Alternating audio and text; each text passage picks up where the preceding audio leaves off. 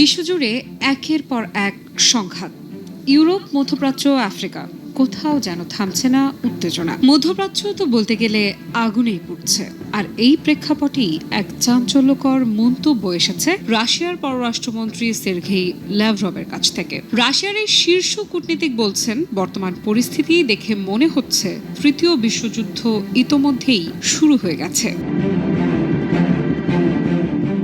Sergei ল্যাভরভের দাবি, বিশ্বের বিভিন্ন অঞ্চলে চলমান সংঘাতগুলো এখন এতটাই বিস্তৃত যে অনেক আন্তর্জাতিক সমর বিশেষজ্ঞ ইতোমধ্যেই একে তৃতীয় বিশ্বযুদ্ধ হিসেবে আখ্যা দিতে শুরু করেছেন। ল্যাভরভের বক্তব্যে উঠে এসেছে আরও একটি বড় অভিযোগ।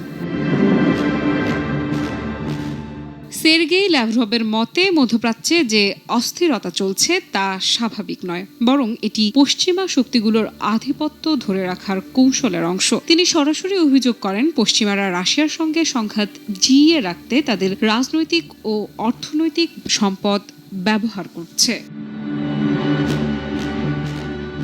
এই উত্তেজনার মধ্যেই রাশিয়া জানাচ্ছে তারা থেমে নেই, বরং নতুন জোট গঠনের চেষ্টা চলছে। আগামী অক্টোবর মাসে মস্কোতে অনুষ্ঠিত হতে যাচ্ছে রাশিয়া আফ্রিকা সম্মেলন। ল্যাভরভ জানিয়েছেন, আফ্রিকার মিত্র দেশগুলোর সঙ্গে মিলেই এই সম্মেলনের প্রস্তুতি নিচ্ছে তারা। অর্থাৎ বৈশ্বিক রাজনীতিতে নতুন মেরুকরণের ইঙ্গিত স্পষ্ট হচ্ছে। তবে কি যুদ্ধক্ষেত্রে যুক্তরাষ্ট্রের মুখোমুখি দাঁড়াতে নিজেদের জোট শক্ত করতে শুরু করেছে রাশিয়ার এই শীর্ষ কূটনীতিক কি বলছেন নিজেদের অন্যতম মিত্র ইরানকে নিয়ে?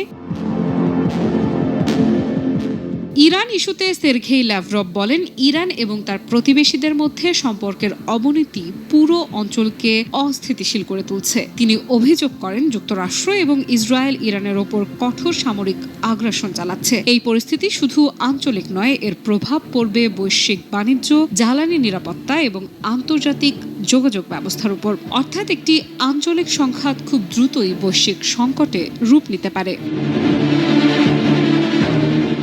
রাশিয়া ইরানের পাশেই আছে জানিয়ে ল্যাভরভ বলেন, এই পরিস্থিতি নিয়ে রাশিয়া ইতোমধ্যে আলোচনা শুরু করেছে। গালফ কর্পোরেশন কাউন্সিলের সদস্য দেশগুলো এবং ইরানের সঙ্গে যোগাযোগ রেখে নিজেদের অবস্থান তুলে ধরছে মস্কো। তবে প্রশ্ন থেকেই যায়, এই আলোচনা কি উত্তেজনা কমাতে পারবে? রাশিয়ার অবস্থান স্পষ্ট, মধ্যপ্রাচ্যের সংকটের সমাধান যুদ্ধ নয়, বরং আলোচনায়। ল্যাভরভ বলছেন, ঐক্য এবং স্বার্থের ভারসাম্যের ভিত্তিতেই টেকসই সমাধান সম্ভব। কিন্তু বাস্তবতা কি এতটা সহজ? কারণ একই সময়ে কিউবা ইস্যুতেও উদ্বেগ বাড়ছে। ল্যাভরভ অভিযোগ করেছেন, কিউবার ওপর আন্তর্জাতিক চাপ ক্রমেই বাড়ছে। তিনি জানিয়েছেন, কিউবার সার্বভৌম উন্নয়নের অধিকারকে সমর্থন করে রাশিয়া। শুধু কথায় নয়, মানবিক সহায়তা সহ প্রয়োজনীয় সহায়তা অব্যাহত রাখার প্রতিশ্রুতিও দিয়েছে মস্কো। অর্থাৎ রাশিয়া শুধু নিজেদের অঞ্চলে নয়, বিশ্বের বিভিন্ন প্রান্তে নিজেদের প্রভাব বজায় রাখতে সক্রিয়।